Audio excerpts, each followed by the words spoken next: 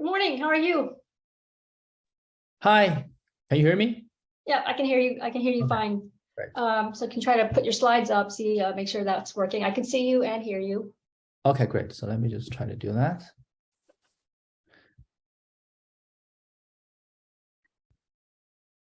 Well, thank you for agreeing to present on such short notice.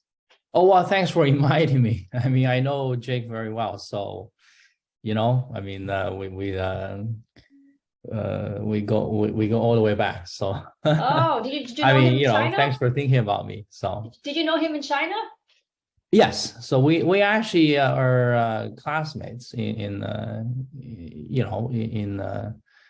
Peking University, and then I mean, we certainly did not know that that many years after we still sort of, I guess, like colleagues and do share similar research interests. But it was a fun ride. Yeah, I mean, Wow. I know him a long time. This was Wow. I'm sorry he's back in in Switzerland. So 1990. So that's like what wow. is Well, it, sorry he's in 30, Switzerland. So 30 plus. Say it he again. may or may not be able to join because No he's worries, don't worry. I just saw him. I saw him in the ISMV Oh, in okay. the summer. So yeah, we had dinner together. So it wasn't that long ago. So let me try to share my screen. Share screen. How do I show? Oh, here.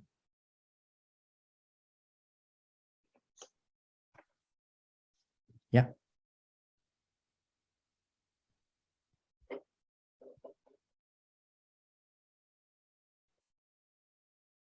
Oh, looks perfect. Great.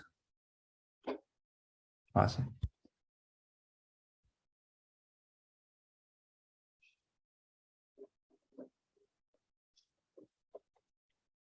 I'm gonna turn on. I'm going to Yeah. turn off myself because you're the star. So, and people always show up at the last minute and late. Yeah, no worries. Yeah.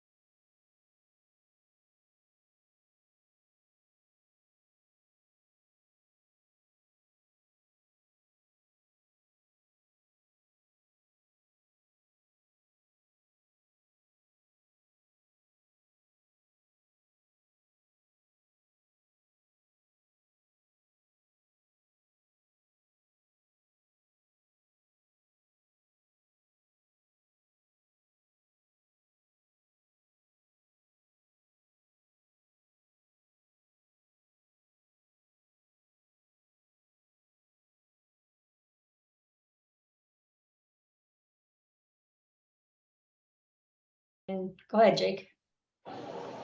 Okay. Well, welcome everyone to the Bioinformatics Power Talk series. We have this series for over 6 years now. And we're very happy to have Professor Brendan Xia to give us a webinar. I know Professor Brendan Xia probably for more than 25, 27 years. Primarily because he's one of the rare people I would consider to be a prodigy. And I really, literally, I mean it.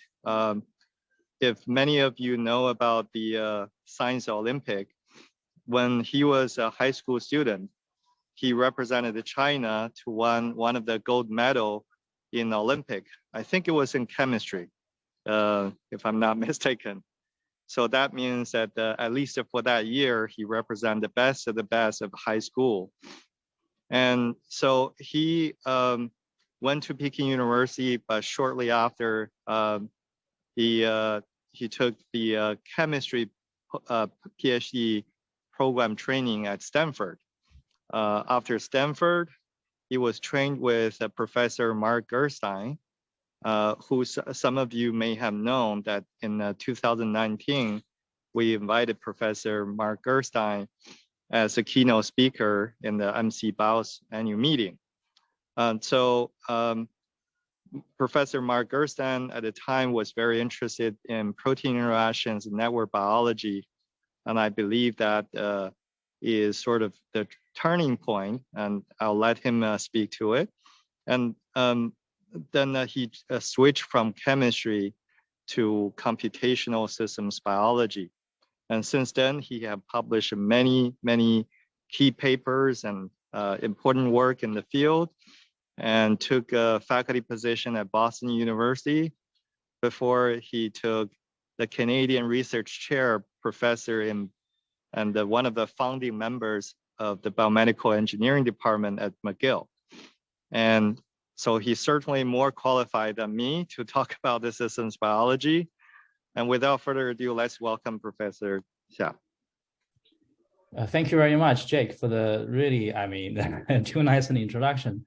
I just want to say that I want to thank Amy and Jake for inviting me. And like Jake said, we have known each other for a long time. And, I have followed Jake's work for many years. And we share a lot of interests in systems biology, network biology, protein modeling. So here at McGill, unfortunately, we do not have an centralized informatics institute. Instead, the biomedical informaticians like myself are scattered around in different schools and different departments. So in my case, I am in the bioengineering department in the School of Engineering. So I want to talk a little bit about how I justify my existence. But I think it's it's sort of a good phenomena that you find biomedical informaticians everywhere. They play very important roles in different parts of the university. So I would like to talk about multiscale modeling of biomolecular networks. And I don't think that this audience needs an introduction regarding the importance of network biology and systems biology today. There has been a lot of excitement. People are working towards producing a map of all kinds of biomolecular networks.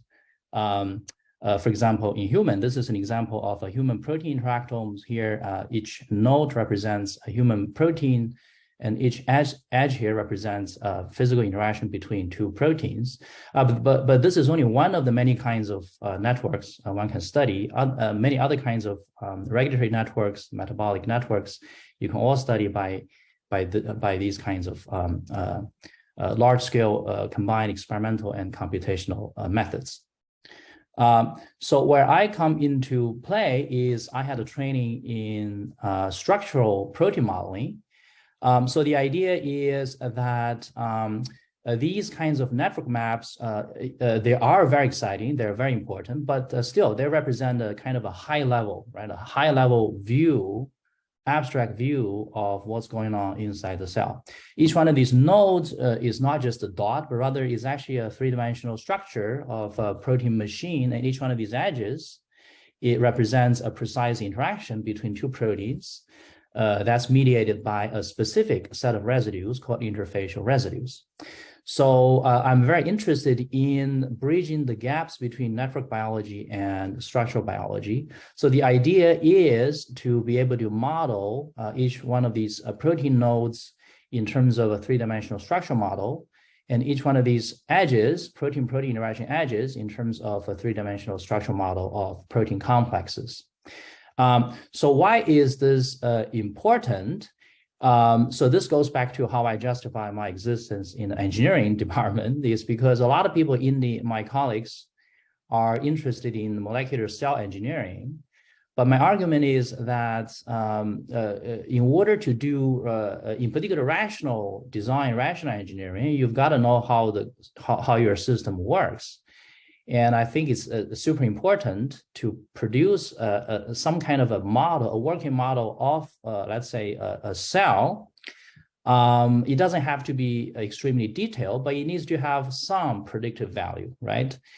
And in order for a model of the cell to have some predictive value, it needs to connect the causes with the consequences, right? Now, if you think about disease, in particular human disease or development, a lot of these causes happen at atomic scales. You got a point mutation, which causes a change in the amino acid or in the genome, but then it gets cascade, it gets blown up out of proportion and lead to network level, cell level consequences. Cells are not happy, and you got disease. So what this means is the model of the cell needs to have at least two levels, right? The level of the cause, which happens at the atomic level, and the level of the consequence, which happen at the level of the networks and beyond. So that is how I think about it. So that's why we decided to focus on these two, at least these two different levels, and produce a model of the cellular networks, but with these kinds of atomic details. So the way we do structural modeling for these, so we start with an experimentally determined protein-protein interaction network. So we don't predict protein-protein interactions. We leave it to the experimentalists to detect protein-protein interactions. So what we do is we take experimentally confirmed protein-protein interactions and try to build structural models for them. So how do we do that? We use an established technique called homology modeling, also known as template-based modeling, to produce these structural models. So this is how it works. Let's say we have a protein. Here's a protein of interest. We don't know its sequence, but we don't know its molecular structure. So what we do is we do a sequence similarity search of this query sequence against the PDB, the Protein Data Bank, a library of proteins with solved three-dimensional structures. Now, half of the time, well, actually more than half of the time, we'll get lucky. We'll find a significant hit in terms of sequence similarity. And we know that if there's a high level of sequence similarity, then most likely structural-wise, the two proteins will share very similar structures. So we can then borrow that structure, that protein, that different protein with a solved structure, use as a template to build a structural model for my query protein. This is called homology modeling for a single protein. Now you can do the same thing for protein-protein interactions. So now we have a pair of proteins that are known to interact experimentally. Again, we're not trying to predict new protein-protein interactions. We're taking known protein-protein interactions and we're trying to add structural details, atomic structural details to that interaction. So what we do is we search this pair of protein sequences against this library of protein pairs, these other protein pairs whose structures for their complexes has been solved by other experimentalists. So in this case, sometimes we'll get lucky. We will find a significant hit in terms of sequence similarity between my query sequence pair with, let's say, this particular protein pair, protein complex in the PDB. In that case, we can then assume that my new query protein sequence pair will adopt a similar structure as that one in the template library. So we can just borrow that structure, protein complex structure, as a template and build a homology model for my query sequence pair. So that's how we do it. Now, there are many other ways of doing this.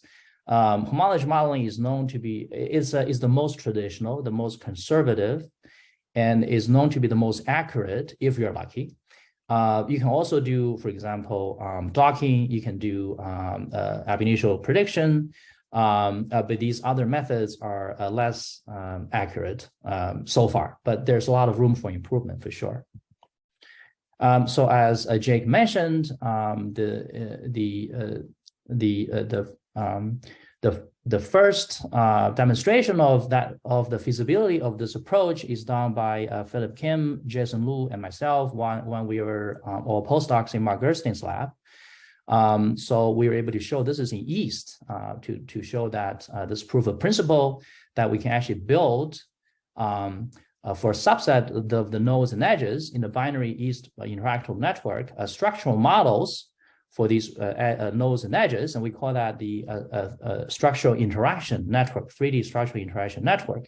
And what that immediately allowed us to do is to, for example, here is to differentiate two kinds of hubs. Hubs are proteins which have a lot of interaction partners, here shown in green.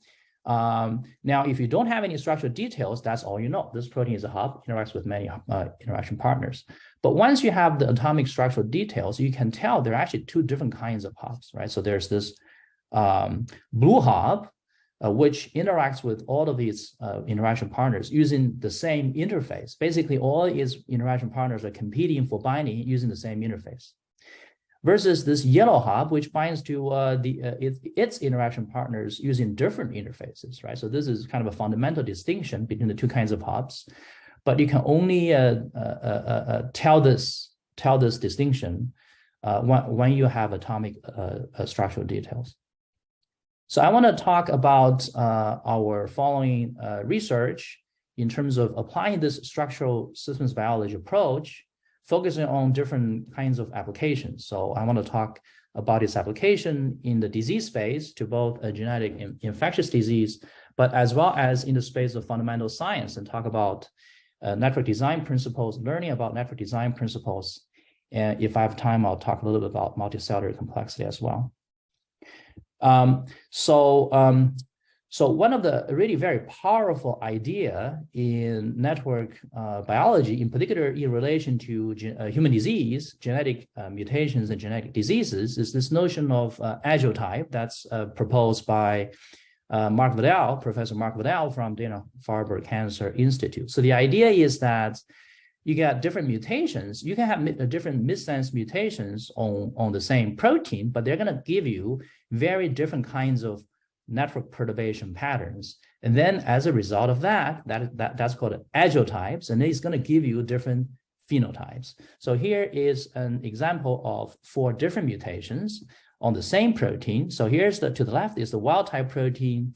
Now this mutation, the first mutation, it lies on the surface of the hub protein, but it doesn't disrupt any interaction. So this will give you edge preservation.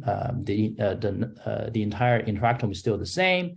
So this is called a quasi-wild type mutation. It's basically the same as the wild type. The second mutation lies in the core of the protein. Basically, the whole protein falls apart. Therefore, all of the interactions are gone. So this is called a quasi-null mutation because it basically kills the entire protein.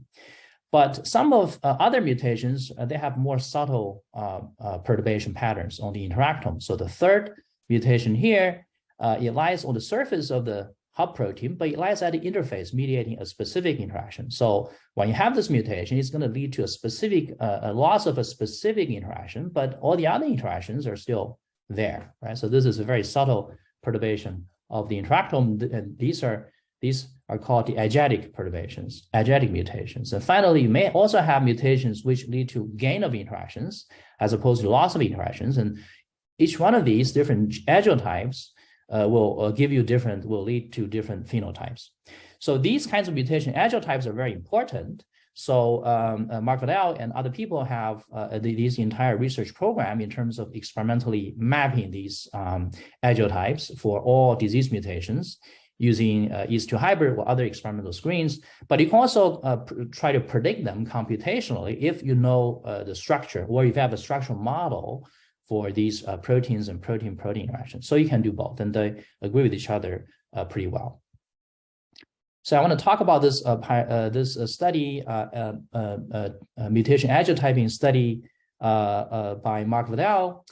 So this study is really a very large-scale study where they try to determine the specific patterns of perturbation for all Mendelian disease mutations, as well as many common mutations. So the experimental parts are led by Nidhi Sunny and Song Yi in Mark Vidal's lab, and Jasmine Kuhneman-Huntington from my lab did a lot of the computational analysis. It's also co-led by Fritz Roth from the University of Toronto. So it's a lot of work, but the bottom line is you immediately see that there's a great difference. There's a big difference in terms of how disease mutations and common mutations that are non-disease perturb interactome networks. So when you look to the right pie chart, you can see that for the common mutations, those mutations that don't lead to disease, they basically don't do anything to the interactome, right? So the vast majority of them are quasi-wild type. They don't do anything to the interactome. Whereas for disease mutations, Mendelian disease-causing mutations, more than half of them disrupt the interactome one way or another. Now, what's really interesting is when you look into in detail how these mutations disrupt the interactome, half of them are the red cases. These are the quasi-null mutations. Basically, they kill the whole protein. So the whole protein falls apart. Of course, all the interactions are gone. But the other half, the blue part, are the more subtle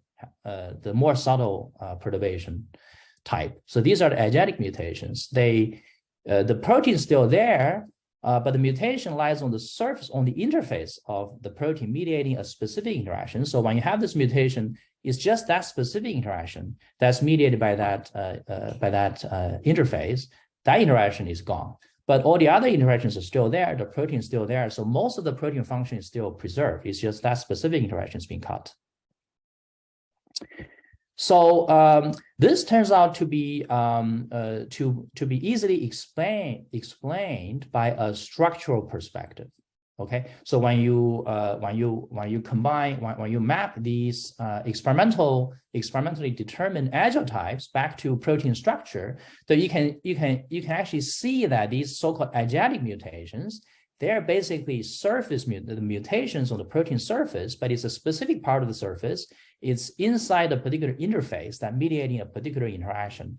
And when you have those mutations on these interfacial residues, then it perturb a specific interaction and make this mutation agenetic. Okay, so these mutations can be rationalized in terms of these kinds of structural models.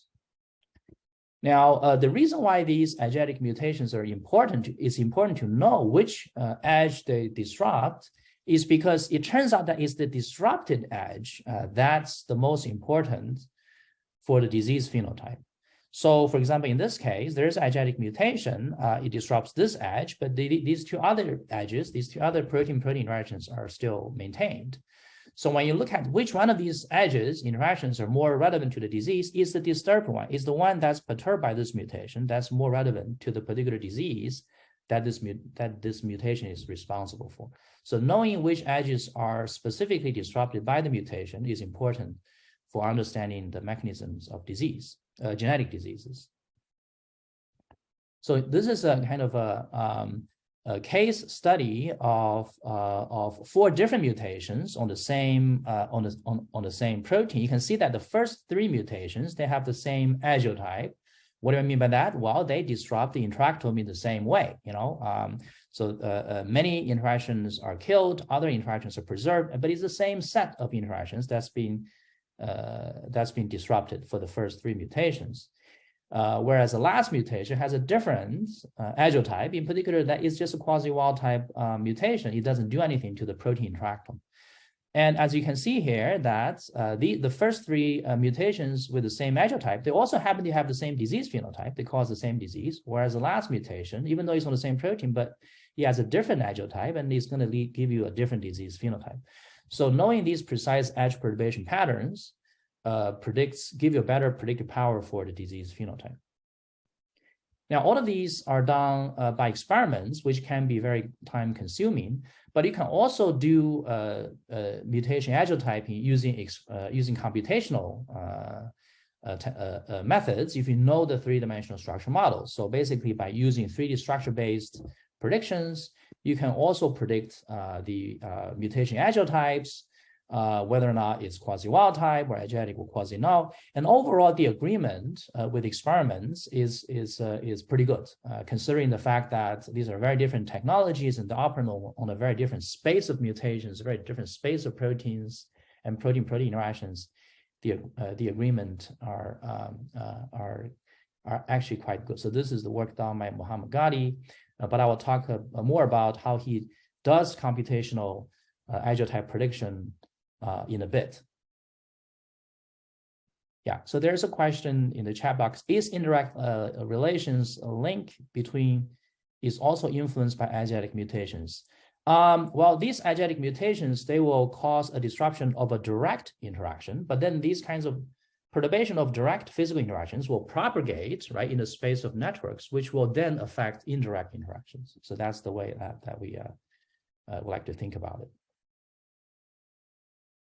So we can then use these kinds of mutation agiotyping results to actually help us understand numerous network design principles. And the particular design principle that we would like to understand is, why is the human interactome so complicated, right? I mean, typically you find a map of the human interactome, so many nodes and many edges, and it's very difficult to figure out what is going on and to sort of figure out how the structure of the network affects its function. So the question is, why is the human interaction so complicated? Now, in thinking about this, there are two different ways of thinking about it, and this is showcased by this commercial. This is a commercial that's put out by Apple actually many years ago, basically to say that, well, to the left is the PC. PC is complex. Windows operating system is complex, not because it's necessary, just because it's bloated.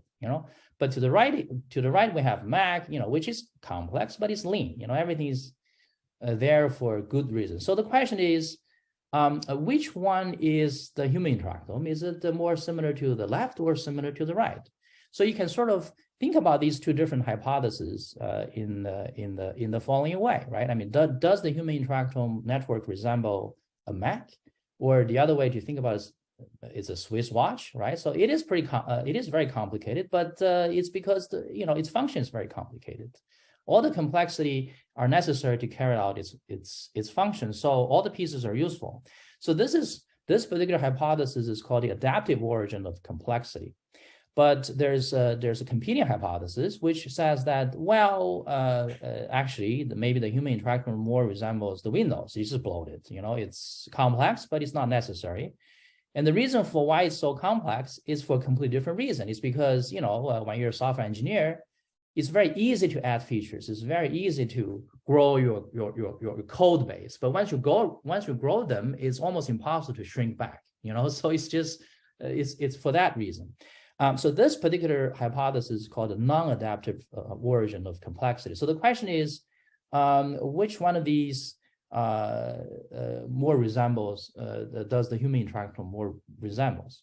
So now this is a pretty hard question to answer. So we take a particular approach. The particular approach we took is to try to estimate what fraction of the human protein-protein interactions in the interactome are so-called dispensable interactions. So what are dispensable interactions?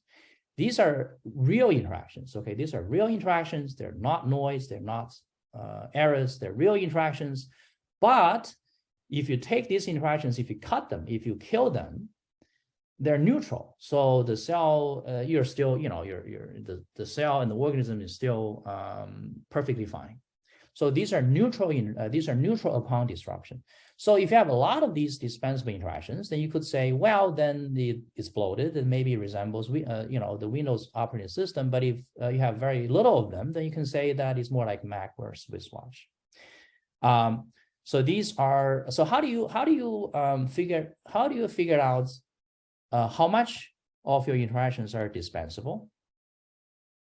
Now, so here is an experiment I would like to be able to do, but unfortunately I can't. So the experiment is you take the human interactome, right? So here we have the binary human interactome, and then you take each one of these edges and you would cut it, okay? You would cut it and you would ask, does this hurt or not, right? So this particular edge, you would cut it and say, does it hurt? If it hurts, then it's a deleterious, it leads to a deleterious consequence. But if it doesn't hurt, the cell and the organism is still happy, then it's a neutral, then it's a dispensable interaction. So the question is, then you would cut these wires one by one and ask what fraction of these wires you can cut that the organism won't feel hurt. So that's the dispensable content. But unfortunately, it seems to me like a very hard experiment to do. So what we, in particular, what I mean by we is Mohammed Ghadi, who is then my PhD student, it decided to do a little bit of a workaround. So his idea is, let's try to tackle this problem from a structural systems biology approach. Okay, so let's try to first create a structural models for these protein interactions, and then map different kinds of mutations, and then try to work from there. Kind of do a mutation agiotyping approach, but using structural systems biology. So he was able to build homology-based structural models for many of the proteins and protein-protein interactions in the human reference interactome. So he used two different kinds of human reference interactome. One is based on the East2 hybrid experiments with validations, and the other one is based on other kinds of, literature-based, experimentally validated interactions. So once you have the human structural interactome, then you can map mutations, different kinds of mutations, onto the interactome and predict what they're going to do in terms of the agiotype. And the thought process is exactly the same as I was telling you before. If you have a mutation that's lying in the core of the protein, and if it disrupts the overall stability of the protein, the whole protein will fall apart, then you're going to predict that mutation is a quasi-null mutation. But if you have a mutation that lies on the surface of the protein, but it lies on the interface, and if that mutation actually causes there to be a significant change in the binding free energy, then you will predict that it's going to be an agetic mutation. Otherwise, if it lies on the surface of the protein, but elsewhere from the interface, then you're going to predict that it's a quasi-wild type mutation. So you can use structure-based and physics-based calculations to predict the agiotypes for different kinds of mutations. So what Mohammed did is to look at different kinds of mutations, both the pathogenic mutations, the Mendelian disease-causing mutations from ClinVar, as well as common non-disease-causing mutations from dbSNP. And then he wants to compare how these two kinds of mutations affect the interactome.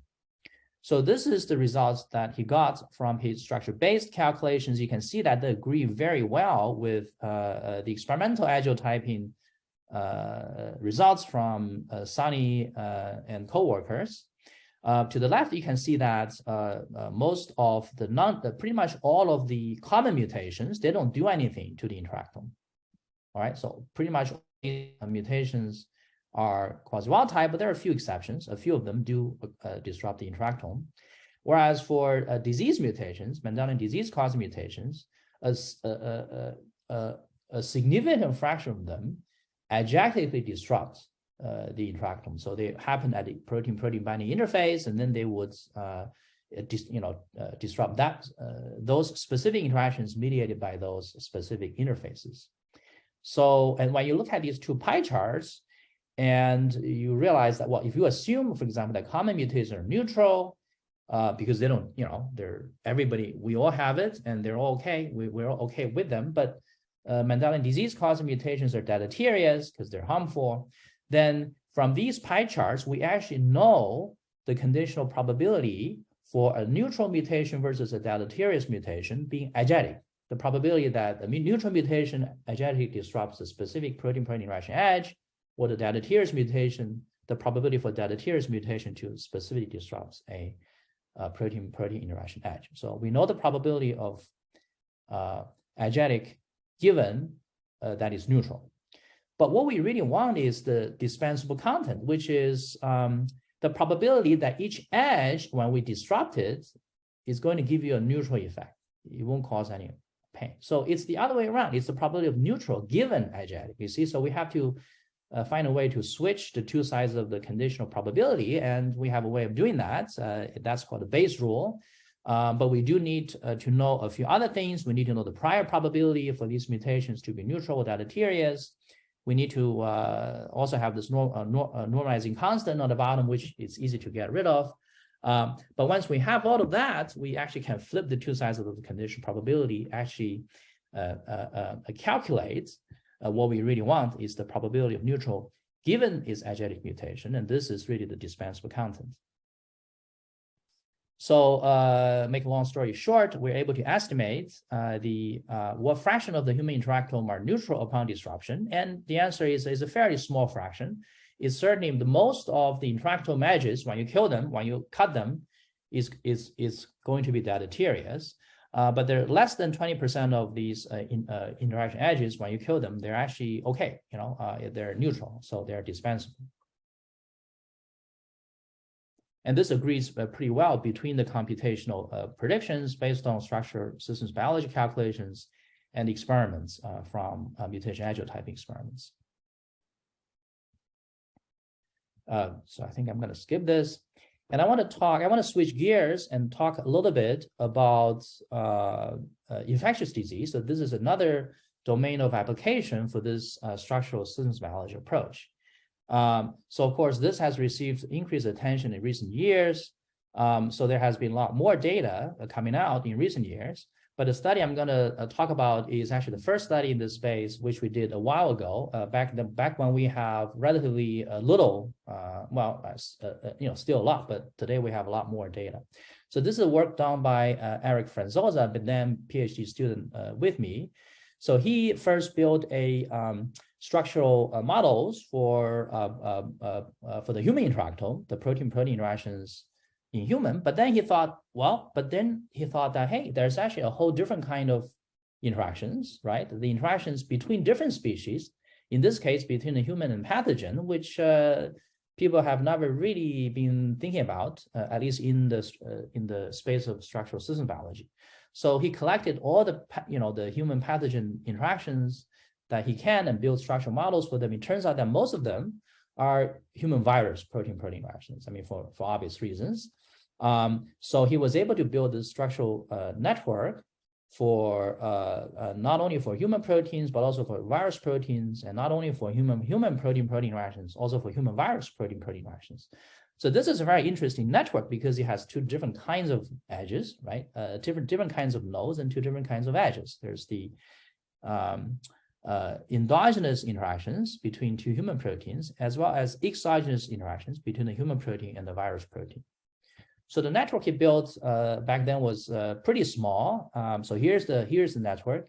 So each one of these red dot is a virus protein. Each one of these red lines is the interaction between the viral protein and the human protein. Everything else are human proteins and their endogenous interactions. But still, this is a structural network, which means that we have structural models for all these nodes and edges in this network. Now, when we have this network, there are some obvious things we can do. The first obvious thing we can do is we can investigate what is the geometric relationship between different edges. If, let's say here, we have a case of a viral protein and a human protein, they target the same human protein, but these are two different edges. So the question is, how do they relate to each other in terms of geometry, in terms of structure? Do they have nothing to do with each other? So that's the first possibility. Or do they tend to overlap with each other in terms of these red and blue interfaces, right? These exogenous and endogenous interfaces. So that is an obvious question you can do, which we will not be able to do if all you have is the binary network information. So we really need the structural information in order to know the answer to this particular question. So to cut a long story short, what Eric was able to find is that it turns out that second scenario is the correct scenario. that whenever a virus and a human protein binds to a third human target protein, there's a significant tendency for these two interfaces, the exogenous interface in red and the endogenous interface in blue, to significantly overlap with each other. So what this means is that there's this notion of, this underlies this notion of mimicry, right? Viral mimicry of human, but it's a particular kind of mimicry. It's an interface mimicry. It's a viral protein and human protein, they mimic. The virus protein is trying to mimic the human protein in terms of the interface of binding. Now you can ask then, how does the virus achieve interfacial mimicry? Now there are two possibilities. So on the top is the first possibility. So here we have a viral protein in red, mimics this human protein in blue. They compete for binding to the third human target protein in gray. But in this case, you can see that the mechanism for interface mimicry is that the virus protein looks exactly the same as the human protein. It's basically a copy of the human protein, right? So that's an easy way of doing achieving interfacial mimicry, is by sequence and structural similarity. But at the bottom, you see another case in which here's a viral protein in red, mimics a human protein in red. They bind at the same site of the third target protein, human protein in gray. But here, the viral protein looks nothing completely different from the human protein. So this is interfacial mimicry without any sequence and structural similarity. So you can then ask, how often does the first scenario happen, and how often does the second scenario happen? And it turns out that in most of the cases where a virus mimics the human in terms of interfacial mimicry, the virus protein looks completely different from the human protein. So most of the cases are achieved by the second scenario. But when you look back into the human interactome itself, because there are a lot of cases of human protein mimicking other human proteins, okay? And when you look at those cases, it turns out that most of the within human interfacial mimicry are achieved by essentially copy and pasting. The human protein, the two human proteins look very similar to each other in terms of sequence and structure. So this is a big difference between the mechanisms of interface mimicry between the virus host interactions versus the within host interactions. So Brendan, can I ask a quick question? Yeah, sure. Yeah, so even for the first case, I thought evolutionary, it would be almost impossible to evolve the same sequence and the structure for the virus. How does it happen even? I thought that it should be almost zero. Yeah, that's a really good question. I think that what happens is the viral genome just steals a protein from the host. So, or vice versa. It's basically horizontal gene transfer. So, or vice versa. But most likely, I think it's a case of it's not a case of convergent evolution. Yes, you're absolutely right. There's no way you can convergently evolve another protein with similar. You can convergently evolve a protein with similar structure, but there's no way you can convergently evolve a protein with similar sequence. Yeah, so these are most likely cases of horizontal gene transfers. Yeah, that is a very good question. Yes. So in any case, and then you can ask the question, okay, but the human interactome is huge, right? There are so many interactions, so many binding sites, so many interfaces. Why do the viruses only target these interfaces, but not so many other interfaces? So you can do a bit of a data mining bioinformatics and ask, are there any differences between the interfaces that are mimicked and targeted by the virus versus all these other endogenous interfaces? And it turns out that there is actually quite a bit of different. They're really different. So these mimic interfaces targeted by the virus, they tend to involve regulatory activities in the human.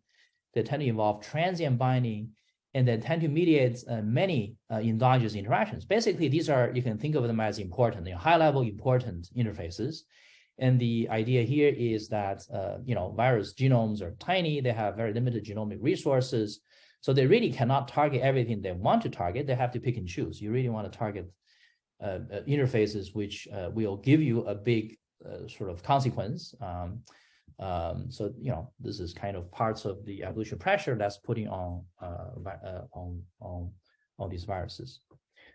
Then the last question you can ask is, okay, you have all these different interfaces. You got the endogenous interface that's binding to human proteins. You got the exogenous interface binding to virus proteins, and they also overlap. You have this purple mimic interface that's targeted by both human and viral proteins. So are there any other things that makes them different? And it turns out that yes, their rate of evolution is very different. Their divergence, their sequence divergence, level of sequence divergence is very different. In particular, the blue part, which is the endogenous interface, they are the most conserved, which makes sense, right? You got a protein complex, the interface is super important. If you have a mutation there, most likely it's going to destroy the whole machine, so you don't want any mutations on your interface. So the endogenous interface is very conserved. But what's interesting, turns out that the purple part, the middle mimic part, turns out to be the most divergent. It diverges the fastest, in this case, between human and mouse. So this underlies this notion of evolution arms race between a host and pathogen, right? So the virus is trying to target the human protein, and the human protein is trying to run away from the viral protein by accumulating these mutations at the mimicked interfaces. So this is a demonstration of that. So the other interesting thing you can also learn from this is from this sort of a structural systems biology perspective, is this notion of viruses as perturbagens of networks, just like genetic mutations as perturbagens of networks. So this is the work done by Frank Chen, then a PhD student in my lab. So what he was able to show is when you have a virus targeting an interface, and you also have a mutation targeting the same interface, even though it's a very different cause, it's a very different perturbation, but as long as they target the same interface, they will give you similar network perturbation patterns, and in the end, they actually give you similar disease phenotypes. So in a way, you can think of the virus as some kind of a network perturbagen, and it'll give you similar disease phenotypes as similar to genetic mutations in this regard. So I guess I have a little bit of a time left. I'll briefly mention the last part of this structural systems biology application is to probe what makes multicellular organisms, what gives this additional complexity to multicellular organisms. And I'm going to focus on alternative splicing. So many of you know, we have 20,000 genes in the genome, but we got millions of proteoforms, right? And the reason for that, one important reason for that is there's this mechanism called alternative splicing, which will generate multiple isoforms based on the same gene, based on the same gene from the genome. So the question is, these multiple protein isoforms generated by alternative splicing, are they all pretty much the same thing? Or are they totally different from each other from the perspective of network biology? So that's the kind of question. So this is, again, a collaboration with Mark Waddell at Dana-Farber Cancer Institute and Lydia Iokachova at University of California, San Diego. So the experimental part led by Xinping Yang from Waddell lab, and the computational part led by Jasmine Coulomb-Huntington from my lab, and Shuli Kang from Lydia's lab. So the idea is to take all the protein isoforms, not all, but many protein isoforms in human, and then map their interactions with other human proteins, and basically ask, do different isoforms of the same gene, do they interact with the same protein partners or not? So this is called the isoform resolved interactome network.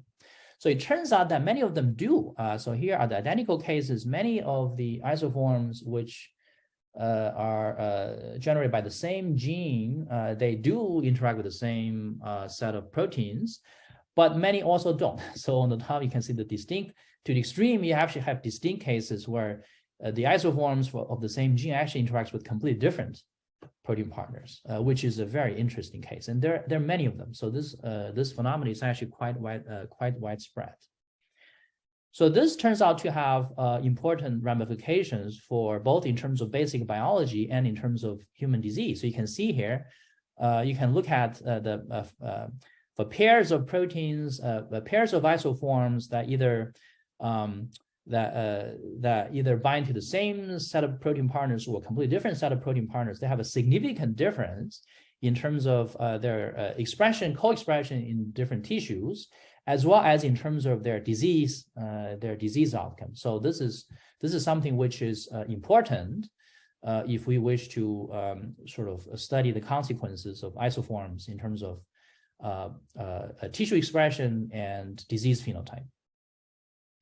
So when you look deeper, it turns out that many of these kind of remodeling or rewiring by alternative splicing can also be explained in terms of protein structure, in terms of structural systems biology. So it turns out that you find a lot of different cases, roughly equally likely. So you find a lot of cases where you got a region of the sequence in which if you splice it out, then it leads to a loss of interaction. So that region is considered an interaction promoting region, right? If you cut it, then you lose that interaction. If you put it back, you gain that interaction. So what does that mean? Well, there is a domain there which mediates the interaction. So if you cut that domain out by alternative splicing, you lose that interaction. If you put that domain back in, you gain that interaction. There are many other complicated cases, unfortunately. So for example, there are interaction inhibiting regions. So when you cut it out, you actually gain an interaction. And when you put it back in, you lose an interaction. So why is that? And so you can think of different reasons for that. And there are also complex cases, but fortunately, the complex cases appear fewer than we'd expect by chance. So most cases are explained by these single regions of the gene, which you cut it out, or you put it back in, it leads to either a gain or loss of a specific interaction. So, so because of that, we can actually use structural systems biology predictions to predict how isoforms are going to perturb the interactome. This is work done by Mohammed Ghadi. And what we try to argue is that these predictions, they perfectly complement the experiments because they probe different parts of the protein space of the human genes of the human gene space. So they very nicely complement each other. So he was able to build so the way he predicts is actually fairly straightforward. So here's an example. Here's a gene that encodes 3 domains. Now, 2 of these are interacting domains. So LB domain interacts with EGF, whereas PK domain interacts with GRB2. So the prediction goes, okay, let's say this is the reference gene, but if I have different isoforms of the same gene, depends on which domain that has been cut out from the reference gene, then we can predict which interactions has been lost. Okay, so if we cut out the PK domain, then we can predict, okay, so GRB2, this interaction has been lost. Whereas if we cut out some other domain, then we can predict that those other interactions mediated by those interactions, mediated by those domains, has been lost. So basically, this is how you make these kinds of predictions. And Mohammed was able to show that these predictions are generally of high quality when you cross-references it with function annotations, with co-expression patterns, tissue co-expression patterns, and whatnot. So the bottom line from this work is just like in the experiments from these computational studies, we confirmed that there is actually extensive network remodeling by alternative splicing. Roughly more than 20% of genes with numerous isoforms have at least one isoform losing an interaction. So there's quite a bit of interaction rewiring events, and we really have to think about them. We really have to think beyond just one gene coding one protein in the interactome, but really have to look at these isoforms in more detail. So I want to close by summarizing that I hope to have convinced you that this structural systems biology approach holds a lot of water. It's something to worth thinking about, and it gives you insights into a variety of topics, including basic science, network design principles, but also in the disease space, genetic and infectious disease. So I think I ran out of time, so I want to thank you very much, and I'll be happy to take any questions.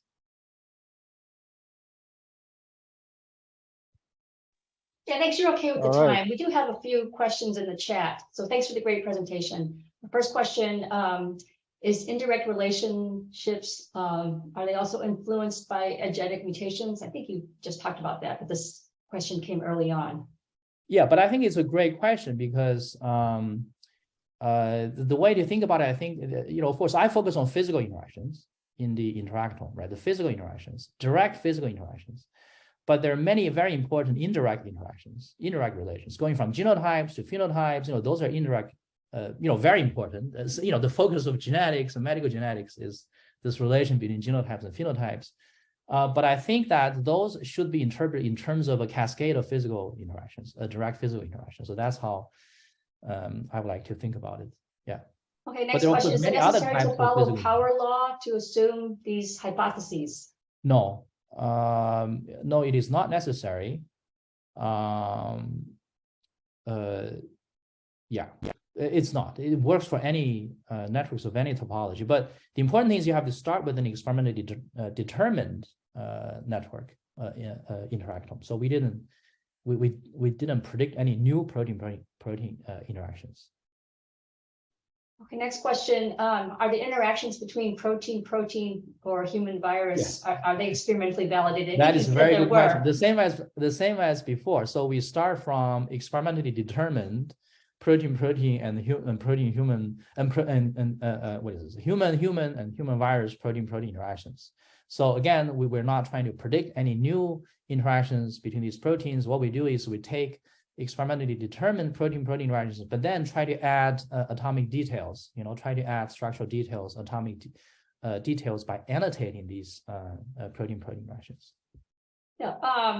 If mutation enhances instead of disrupts protein interaction, would there also be a way to systematically predict such gain of function mutations? That is a very good question. I don't really have any sort of useful insights in that. I think gain of, you can see that I'm basically talking about mutations disrupting protein interactions. Why? Because those are easy to predict. You have an interaction, you already have an interaction, then you have a mutation on the interface, and then it's easy to predict which mutation disrupts the interaction.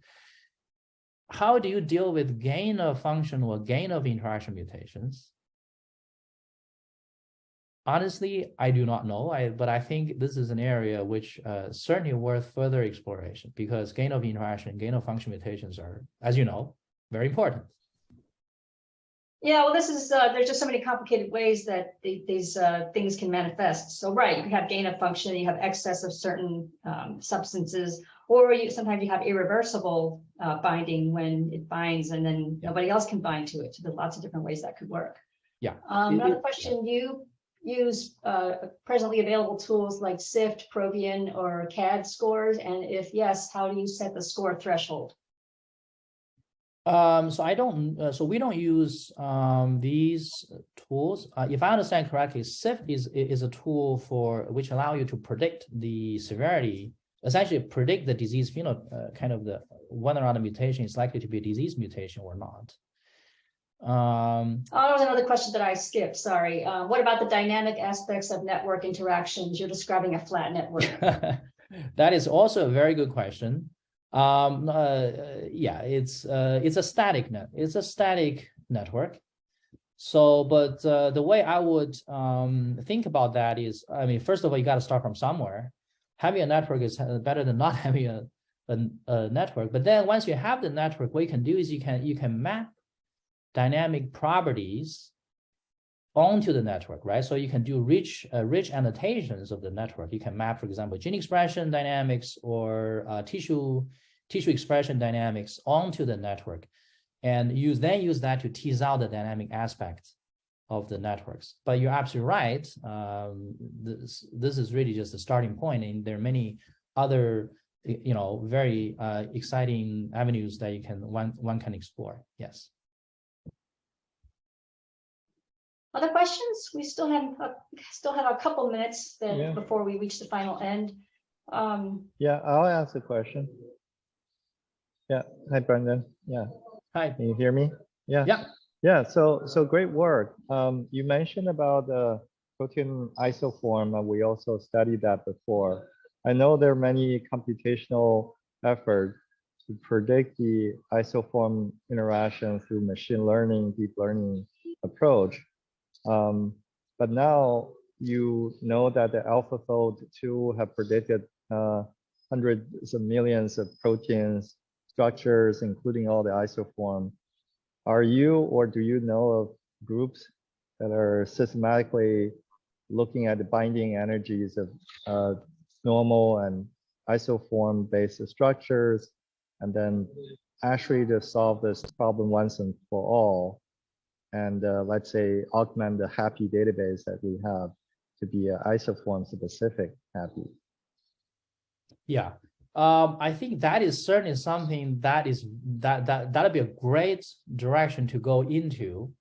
I'm not aware of any kind of systematic efforts, but I will say that even just in this case of how isoforms disrupt protein-protein interactions, that by itself is actually there are many different scenarios, right? So you could have, so I was saying you could have an isoform which you splice in an interacting domain, then that interacting domain will then brings in all these interaction partners, right? So these are or you can slice that out, and then you will lose those interactions. But you also have exactly the opposite phenomena, where you splice in the region, and then you lose a bunch of interactions. You splice it out, you gain a bunch of interactions. So why is that, right? So again, it's one possible justification for that is you may have, when you bring in that interaction domain, actually interacts intramolecularly with another interaction domain in the same protein. So it's basically kind of like an inhibitor, to another interacting domain of the same protein. So if you cut that inhibitor out, then you free the other interacting domain so that it's free to interacting whatever is trying to interact. But what I'm trying to say is, so those are certainly cases which one can predict. So one can predict using either structure-based calculations like AlphaFold, or using the data-driven machine learning approaches, deep learning approaches. Part of the challenge is the lack of training data, I think, is just that there are just really, the kinds of isoform specific interaction data they do exist, but they're not a lot, right? So it's really, in many ways in this aspect, it's big data for protein sequence and protein structure, but it's seems to me it's still in a little bit smaller data era for the isoform specific molecular interactions. But I think that this is certainly a space in which I'm not aware of any. I think this is a great direction to go into. Yeah. And another very quick before we close out, since you have so much knowledge about the protein interactions, can you actually find potential drug target and then critical interaction partners, and carve out short peptides to design peptide drugs? Do you know of people who are doing that? Or since you're in biomedical engineering department, maybe you're closer to some kind of a peptide therapeutic based on this? Yeah, that's also a really great question. This whole idea of targeting edges, right, as opposed to nodes for therapeutics is I think it's a very exciting area. I'm aware of a few. I think the Toronto U of T, there are a few people who's working in that space. But I think this is an area which I think it holds. I agree with you. It holds really a lot of promise because that's where you want to target. You want to be able to target specific interactions that mediates a particular disease phenotype. I think that is where people want to go. Yeah, but and there's another question in the chat. What about protein modification in a signaling network? Well, those will give you even more proteoforms. So as if the millions of alternative splicing mediated proteoforms are not big enough, then yes, you're going to have even more proteoforms, more protein species in the human cell that we have to worry about. Do they affect protein-protein interactions? Of course. So you're going to even have even more complexity to deal with. Yeah, but those can be measured, I think, quite readily by mass spectrometry these days. So you can try to overlay these kinds of information on top of the interactome, and then and then be able to tease out even more information. Yeah, and can you hear me, Brandon? Yeah. Yeah, well, thank you. Great talk.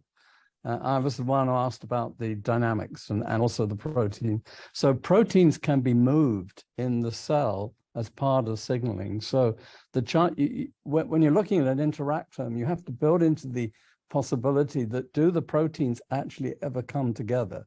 Because yes. the cell is not a homogeneous environment. So you've got a partition.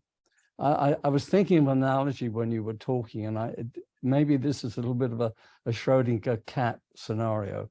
So think of a closed room. You're in it, and in the room there is a bucket of potassium cyanide, and it's linked to a little bit of acid. So if you run into it, you'll die.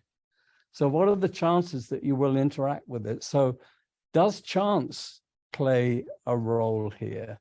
I mean, we tend to think that protein-protein interactions are deterministic, but they're actually not. Basically, proteins bump into each other randomly, and then because of their interaction, they stay together for a period of time before falling apart again. You know, the signaling network is built, as I said, very, very flatly. How do you build that into your model? That is a very, that's such a brilliant question. So I completely agree with you. I mean, there are so many different, not all protein-protein interactions are the same, right? So there are just so many different types with different flavors, you know. So you have like you said, proteins bumping each other all the time. So that's sort of stochasticity, intracellular stochasticity play a big role in that. But then there's also the transient interactions, right? The two proteins, signaling proteins, they come together, do something, and then falls apart and do something else. Then there's the permanent interaction, you know, like molecular machines, you know, the ribosomes and the proteasomes, you know, all the parts have to be assembled before the whole thing can function. And then lately, there's also all these talk about condensates, right? Biomolecular condensates, you know, I mean, those are pretty non-specific, but they're quite important. So how do you think of all of these interactions? I mean, I think that that's part of the challenge, you know, is how to put them into this kind of a really very highly abstract graph theoretic framework, kind of put into it a lot of the biological interpretation. You know, I think that really is the challenge. So I really think what we are trying to do here is just the first step. You know, you got to put in the atomic details, but that's far from, you got to put in all these dynamics and these localization issues, and also think about sort of the consequence, you know, the functional consequence of these different encounterings. Yeah.